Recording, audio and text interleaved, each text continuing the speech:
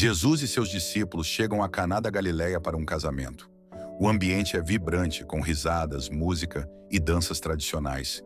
Mesas longas estão repletas de frutas, pães e pratos típicos. No centro da celebração, o noivo e a noiva sorriem, cercados por amigos e familiares. No entanto, um problema surge nos bastidores. O vinho, essencial para a festa, acaba antes do esperado. Os servos sussurram entre si, preocupados. Maria, mãe de Jesus, percebe a inquietação e se aproxima dele, sua expressão revelando uma confiança profunda. Eles não têm mais vinho. Jesus olha para Maria com serenidade, seus olhos carregando um conhecimento além do momento presente. Com uma voz tranquila, ele responde: "Ainda não chegou a minha hora." Apesar da resposta, Maria sorri e, sem hesitar, se vira para os servos, instruindo-os com firmeza e convicção. Façam tudo o que ele mandar. Os servos olham para Jesus, atentos. Ele se aproxima das talhas de pedra, grandes recipientes usados para a purificação dos judeus.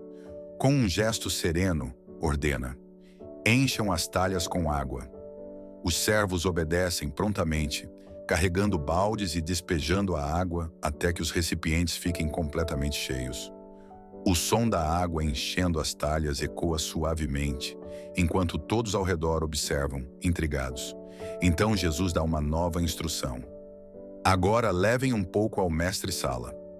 Os servos hesitam por um momento, sem entender o que estava acontecendo, mas obedecem. Um deles leva um cálice ao responsável pela festa. O mestre-sala pega o copo e leva à boca. Assim que o líquido toca sua língua, seus olhos se arregalam. Ele abaixa o copo, examinando o conteúdo, e rapidamente chama o noivo. Todos servem primeiro o melhor vinho e depois que os convidados já beberam bastante, o inferior. Mas você guardou o melhor vinho até agora. O noivo, confuso, olha ao redor. O vinho servido agora tem um aroma refinado, um sabor superior a qualquer outro que já havia sido servido. Os convidados começam a perceber a mudança e comentam entusiasmados sobre a qualidade do vinho. Maria observa de longe, com um sorriso discreto, enquanto os discípulos olham para Jesus, maravilhados. Este foi o primeiro milagre público de Jesus, um sinal poderoso de seu domínio sobre a criação e um símbolo profundo de transformação e renovação. A água se tornou vinho, e este momento marcava o início dos sinais que revelariam a glória do Filho de Deus. Após o milagre em Caná, a fama de Jesus começa a se espalhar. Muitos já falam sobre o vinho milagroso e começam a segui-lo, cheios de curiosidade e esperança. Enquanto ele viaja para a Galileia, um homem de posição elevada, um oficial do rei, chega desesperado. Seu filho, que está em Cafarnaum, encontra-se à beira da morte. O semblante do oficial está marcado pelo desespero e pela súplica. Ele cai de joelhos diante de Jesus e clama com lágrimas nos olhos: "Senhor, venha depressa antes que meu filho morra." Os discípulos e a multidão observam em silêncio. A dor do homem é real. Sua fé se mistura com desespero. Ele é um oficial romano, um estrangeiro para os judeus, mas seu coração está quebrantado, e ele reconhece que Jesus é sua única esperança. Jesus o encara com um olhar profundo e diz: "Se vocês não virem sinais e maravilhas, de modo algum crerão." O oficial, sem se importar com nada além da vida do filho, insiste: "Senhor, por favor, desça antes que meu filho morra." Jesus então pronuncia palavras que mudam tudo: "Pode ir, o seu filho está vivo." O oficial se levanta lentamente. Seu rosto reflete um misto de dúvida e esperança. Ele hesita, como se esperasse que Jesus fosse acompanhá-lo, mas algo dentro dele diz que a palavra do Mestre é suficiente. Ele se curva, agradecido, e parte de volta para casa. No caminho, seus servos correm ao seu encontro, os rostos iluminados de alegria. "Senhor, o menino está curado. Ele se levantou de repente e está bem." O oficial, tomado pela emoção, pergunta: "A que horas ele melhorou?" Os servos respondem: "Ontem, a 1 hora da tarde, a febre o deixou." O homem fecha os olhos por um instante. Seu coração se acelera e um arrepio percorre seu corpo. Ele percebe que foi exatamente no momento em que Jesus disse: "O seu filho está vivo." Com o coração cheio de fé, ele retorna para sua casa e conta o ocorrido a toda a sua família. Naquele dia, não apenas seu filho foi salvo, mas ele e todos os seus passaram a crer no poder de Jesus. O sol nasce suavemente sobre o mar da Galileia. As águas refletem tons dourados enquanto os pescadores puxam suas redes, exaustos e frustrados. Pedro, André, Tiago e João passaram a noite inteira tentando pescar, mas sem sucesso. O cheiro de sal impregna o ar e os barcos balançam levemente nas águas calmas. Jesus se aproxima da praia e observa os homens lavando suas redes. Ele sobe em um dos barcos, o de Simão Pedro, e pede que afastem um pouco da terra. Sentado ali, ele começa a ensinar a multidão que se reuniu à beira-mar. Sua voz ecoa suave, mas poderosa, e todos prestam atenção às suas palavras. Após terminar de falar, Jesus olha para Pedro e diz com autoridade: "Leve o barco para águas mais profundas e lancem as redes para pescar." Pedro, ainda cansado e incrédulo, suspira e responde: "Mestre, trabalhamos a noite inteira e não pegamos nada. Mas por que és tu quem está dizendo isso? Vou lançar as redes." Pedro e seus companheiros jogam as redes ao mar sem muita expectativa, mas de repente sentem um forte puxão. As redes começam a se encher de peixes, muitos peixes. O barco balança sob o peso da pesca milagrosa e Pedro grita chamando outro barco para ajudar. Tiago e João correm para ajudar, mas as redes estão tão cheias que quase se rompem. Os barcos começam a afundar com a quantidade de peixes. Pedro, tomado por uma mistura de assombro e temor, se ajoelha diante de Jesus no barco e diz: "Afasta-te de mim, Senhor, porque sou um homem pecador." Mas Jesus, com um olhar cheio de compaixão e propósito, responde: "Não tenha medo, de agora em diante, você será pescador de homens." Pedro, Tiago e João trocam olhares, ainda sem acreditar no que aconteceu. Mas seus corações queimam de fé. Eles deixam tudo para trás, barcos, redes e a vida que conheciam, e seguem Jesus, tornando-se seus primeiros discípulos. Jesus caminha por uma pequena vila, seguido por seus discípulos e uma multidão que deseja ouvir suas palavras e ver seus milagres. O pó sobe sob os pés cansados dos viajantes, e o som das vozes ressoa entre as casas simples. De repente, um murmúrio de espanto percorre a multidão. Um homem coberto de lepra surge à distância. Seu corpo está tomado pela doença. Feridas abertas, pele deformada, um olhar de desespero. Os presentes recuam em horror, pois os leprosos são considerados impuros e condenados ao isolamento. Mas aquele homem não se importa com as regras sociais. Ele cai de joelhos diante de Jesus e, com a voz embargada pela emoção, clama: "Senhor, se quiseres, podes purificar-me." A multidão prende a respiração. Ninguém toca um leproso. Mas Jesus, movido por profunda compaixão, dá um passo à frente. Ele olha nos olhos daquele homem, cheios de medo e esperança, e então faz algo impensável. Estende a mão e toca o leproso. "Quero, seja purificado." No mesmo instante, o impossível acontece. As feridas desaparecem diante dos olhos de todos. A pele se torna limpa, como a de uma criança. O homem leva as mãos ao rosto, incrédulo. O horror da lepra se foi. Lágrimas de alegria escorrem de seus olhos enquanto ele cai com o rosto em terra, agradecendo a Jesus. A multidão assiste em choque, não apenas pelo milagre, mas pelo amor de Jesus, que tocou alguém considerado intocável. Jesus então lhe dá uma orientação firme: "Não conte isso a ninguém. Vá mostrar-se ao sacerdote e ofereça o sacrifício que Moisés ordenou, como testemunho." O homem sai correndo, incapaz de conter sua felicidade. E mesmo com a advertência de Jesus, sua história se espalha por toda a região. Agora, multidões ainda maiores buscam o Mestre, pois sabem que ele tem o poder de transformar vidas. O sol já está alto quando Jesus chega a uma casa em Cafarnaum. A notícia de sua presença se espalha rapidamente, e uma multidão se reúne, lotando o lugar. Pessoas se espremem na entrada, tentando ver e ouvir o Mestre. Lá dentro, Jesus ensina com autoridade, e todos se maravilham com suas palavras. Do lado de fora, 4 homens carregam um amigo em uma maca. Ele é paralítico, incapaz de andar há anos. Seu corpo está fraco, mas seus olhos brilham com esperança. Seus amigos ouviram sobre os milagres de Jesus e têm certeza de que ele pode curá-lo.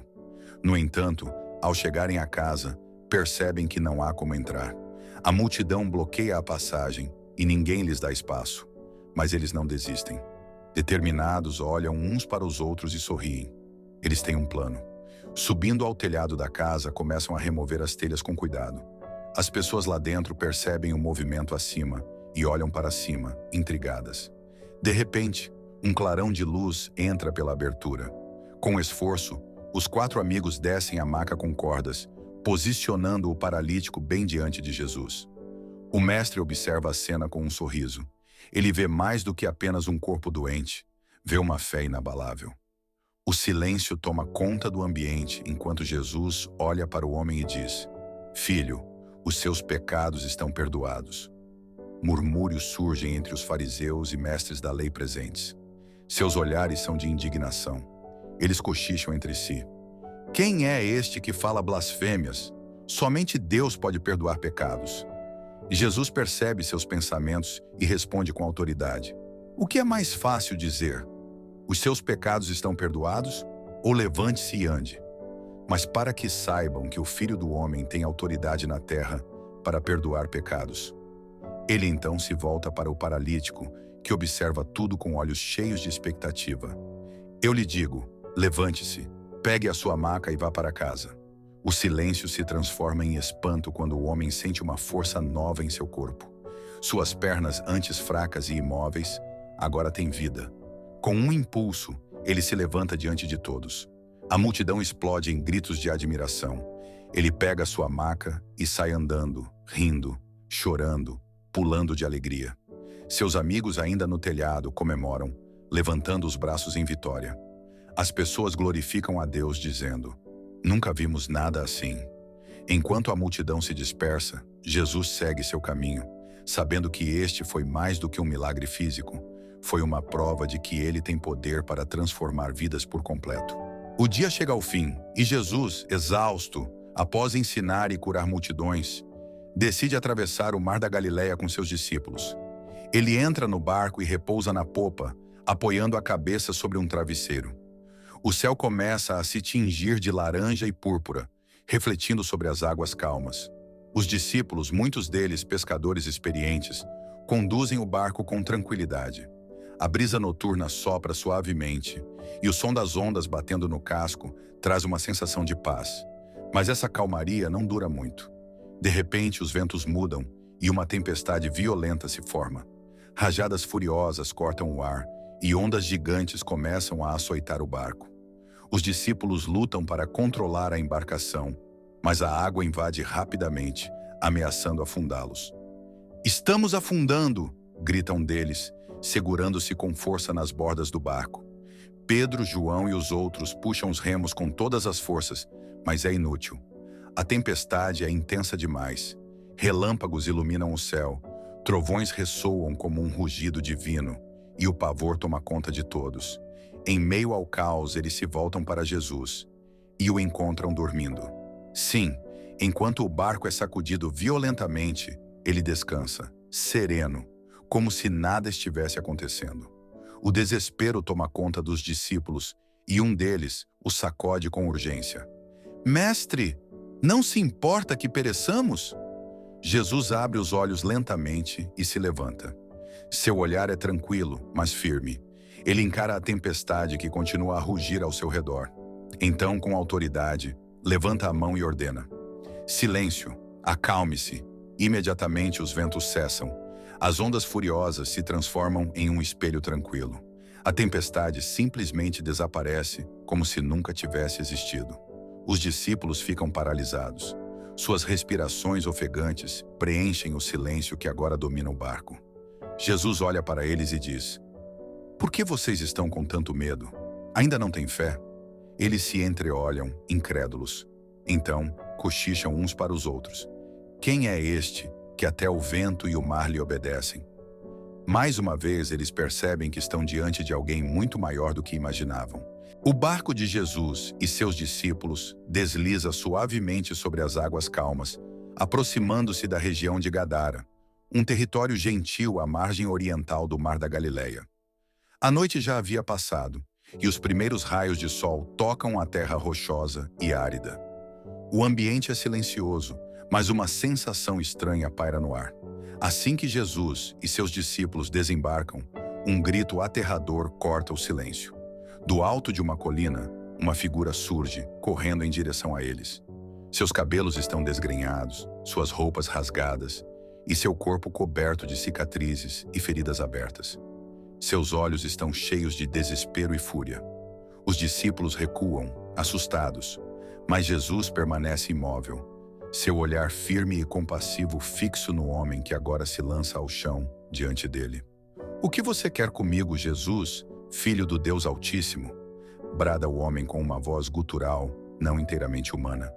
"Rogo-te que não me atormentes."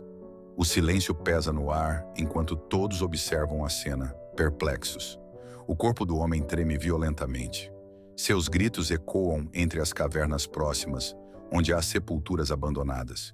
Jesus se aproxima e, com uma voz cheia de autoridade, pergunta: "Qual é o seu nome?"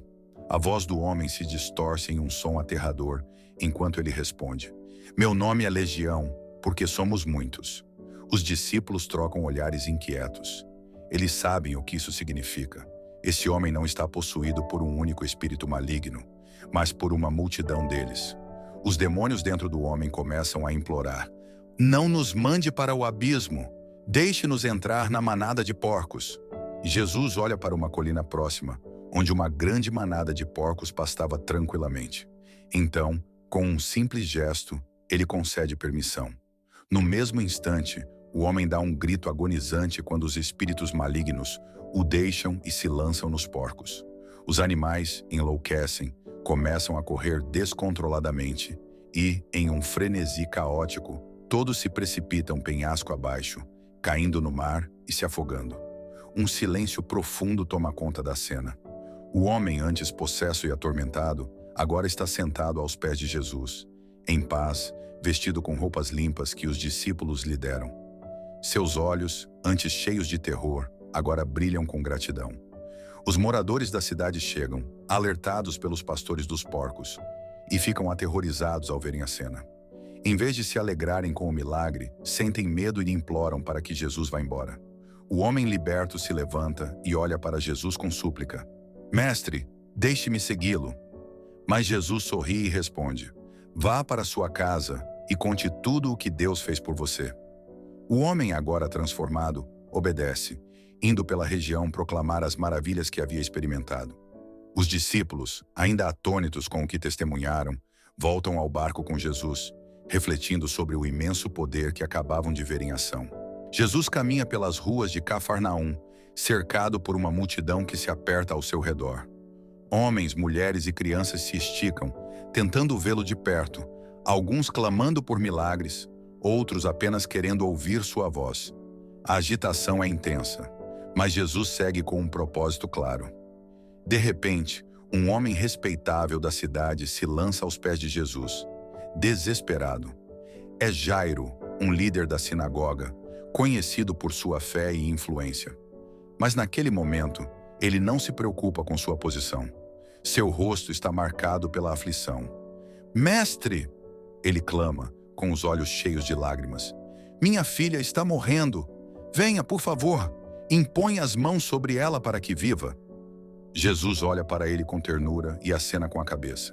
Sem hesitar, começa a caminhar rumo à casa de Jairo, enquanto a multidão o acompanha. Mas em meio ao tumulto, uma mulher tímida se esgueira entre as pessoas. Seu rosto está coberto por um véu, suas vestes surradas. Por 12 anos ela sofreu com um fluxo contínuo de sangue, um problema que a tornou impura segundo a lei judaica. Ela gastou tudo o que tinha com médicos, mas ninguém pôde curá-la. Agora ela vê Jesus e sente a fé crescer dentro de si. "Se ao menos eu tocar em suas vestes, serei curada." Com o coração acelerado, ela se aproxima e discretamente toca a borda do manto de Jesus. No mesmo instante, algo acontece dentro dela. Uma onda de calor percorre seu corpo e a dor desaparece. Ela sente-se curada, mas antes que possa se afastar, Jesus para abruptamente e olha ao redor. Quem tocou em minhas vestes? Os discípulos se entreolham, confusos. Pedro, sempre impulsivo, responde: Mestre, a multidão te aperta de todos os lados. Como podes perguntar isso? Mas Jesus não se move. Seu olhar perscruta a multidão, até que a mulher, tremendo, cai diante dele. Fui eu, Senhor. Ela sussurra, lágrimas escorrendo pelo rosto. Jesus sorri e diz com doçura: Filha, a tua fé te curou. Vai em paz e fica livre do teu mal. Ela soluça de alívio e alegria, enquanto a multidão observa, maravilhada. Mas antes que possam seguir viagem, um mensageiro chega correndo da casa de Jairo, com o rosto sombrio. Jairo, não incomodes mais o mestre. Tua filha morreu. Um silêncio pesado cai sobre todos. O rosto de Jairo se desfigura em tristeza. Seus olhos se enchem de lágrimas. Mas Jesus segura seu ombro e diz com firmeza: Não temas, crê somente. Eles seguem viagem até a casa de Jairo. Ao chegarem, encontram pessoas chorando e lamentando alto. Jesus entra e diz: Por que choram? A menina não está morta, mas dorme. Os presentes zombam dele, pois sabem que a criança não respira mais. Mas Jesus os manda sair, levando consigo apenas Pedro, Tiago, João e os pais da menina. Ele se aproxima da cama onde a criança jaz imóvel. Com ternura segura sua pequena mão e diz em aramaico: Talita cumi, menina, levanta-te.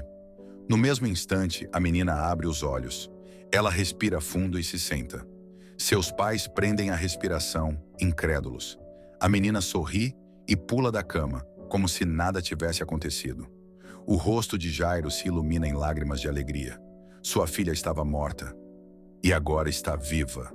Jesus, com um sorriso gentil, diz: Deem a ela algo para comer. O espanto e a comoção tomam conta da casa. A notícia do milagre se espalha rapidamente e mais pessoas começam a crer que Jesus não é apenas um mestre, mas alguém com o poder da própria vida em suas mãos. O sol começava a se pôr no horizonte, pintando o céu com tons dourados e alaranjados. Às margens do Mar da Galileia, uma multidão de mais de 5.000 pessoas estava reunida para ouvir as palavras de Jesus. Homens, mulheres e crianças sentavam-se na relva, atentos a cada ensinamento que saía da boca do mestre. Os discípulos, porém, estavam preocupados. O dia já estava chegando ao fim, e as pessoas estavam famintas. Filipe se aproximou de Jesus e cochichou: Mestre, é tarde, e estamos em um lugar deserto. Despede a multidão para que possam ir às aldeias comprar comida. Jesus olhou para a multidão com compaixão e respondeu: Não precisam ir embora. Vocês é que devem dar-lhes de comer. Os discípulos se entreolharam, surpresos. André, irmão de Pedro, disse: Senhor, há aqui um menino que tem 5 pães e 2 peixinhos. Mas o que é isso para tanta gente? Jesus sorriu. Ele já sabia o que iria fazer. Com serenidade, pediu que todos se sentassem em grupos na grama verde. O silêncio caiu sobre a multidão, enquanto todos observavam o que ele faria. Jesus tomou os pães e os peixes nas mãos, ergueu os olhos aos céus e deu graças. Então, começou a partir os pães e os peixes e entregá-los aos discípulos. Os discípulos, por sua vez, distribuíram a comida entre as pessoas. Primeiro um grupo, depois outro, e de forma milagrosa, os cestos nunca se esvaziavam. Os pães e peixes se multiplicavam enquanto eram passados de mão em mão. As pessoas comiam com alegria, maravilhadas com o que estavam testemunhando. Ninguém ficava sem alimento. Homens, mulheres e crianças se fartavam da comida dada pelo próprio Jesus. Quando todos já estavam saciados, Jesus disse aos discípulos: Recolham os pedaços que sobraram, para que nada se perca. Os discípulos pegaram os cestos e começaram a recolher os pedaços. Para espanto de todos, sobraram 12 cestos cheios. A multidão, agora satisfeita, começou a murmurar entre si: Este é verdadeiramente o profeta que haveria de vir ao mundo. Jesus olhou para aquelas pessoas com ternura. Elas ainda não compreendiam plenamente quem ele era, mas seus corações estavam sendo transformados pouco a pouco. Naquele dia, mais do que alimento físico, Jesus ofereceu um sinal de seu poder divino e de seu amor abundante, mostrando que ele era o verdadeiro pão da vida. A noite caiu sobre o mar da Galileia, e um vento forte começou a soprar. O céu estava escuro, sem lua ou estrelas visíveis, e as ondas batiam furiosamente contra o barco dos discípulos. Eles remavam com dificuldade, tentando atravessar para o outro lado, mas a tempestade parecia mais forte a cada instante. As águas estavam agitadas e o barco era sacudido de um lado para o outro. Os discípulos estavam exaustos e com medo. Pedro segurava firme nos remos, enquanto João tentava manter o equilíbrio. Tiago olhava para o horizonte, mas tudo o que via era escuridão e ondas revoltas. De repente, um vulto começou a surgir no meio da tempestade. Algo ou alguém caminhava sobre as águas. Os discípulos entreolharam-se aterrorizados. "É um fantasma!" gritou um deles, recuando com medo. Mas no mesmo instante, uma voz forte e serena ecoou sobre o vento. "Coragem, sou eu! Não tenham medo!" Era Jesus. Ele caminhava sobre as águas com passos firmes, como se estivesse em terra seca. Seu manto esvoaçava com o vento, mas seu rosto permanecia calmo, transmitindo uma paz que desafiava a fúria da tempestade. Pedro, ainda incrédulo, decidiu testar a realidade do que via. "Senhor, se és tu, manda-me ir até ti sobre as águas." Jesus sorriu e respondeu: "Venha." Pedro então desceu do barco e, para espanto de todos, seus pés não afundaram. Ele começou a caminhar sobre as águas, dando passos firmes em direção a Jesus. O coração de Pedro disparava. Uma mistura de fé e adrenalina tomava conta de seu ser. Ele estava vivendo o impossível. Mas quando sentiu o vento forte e olhou para as ondas agitadas, o medo tomou conta dele. Sua fé vacilou e imediatamente começou a afundar. "Senhor, salva-me!" gritou Pedro desesperado. Jesus, com um gesto rápido e seguro, estendeu a mão e segurou Pedro antes que ele fosse engolido pelas águas. Com um olhar de amor e firmeza, disse: "Homem de pouca fé, por que duvidaste?" Assim que Jesus e Pedro subiram no barco, o vento cessou de repente. O mar se acalmou e uma paz sobrenatural tomou conta do lugar. Os discípulos, maravilhados, caíram de joelhos e adoraram a Jesus, dizendo: "Verdadeiramente, tu és o Filho de Deus." A fé deles foi fortalecida naquela noite. Eles compreenderam que com Jesus não há tempestade que não possa ser acalmada, nem medo que não possa ser vencido. Os milagres de Jesus mostraram seu poder divino, mas ele também veio para ensinar as verdades eternas do reino de Deus. Suas palavras tocaram corações, libertaram vidas e desafiaram as tradições humanas.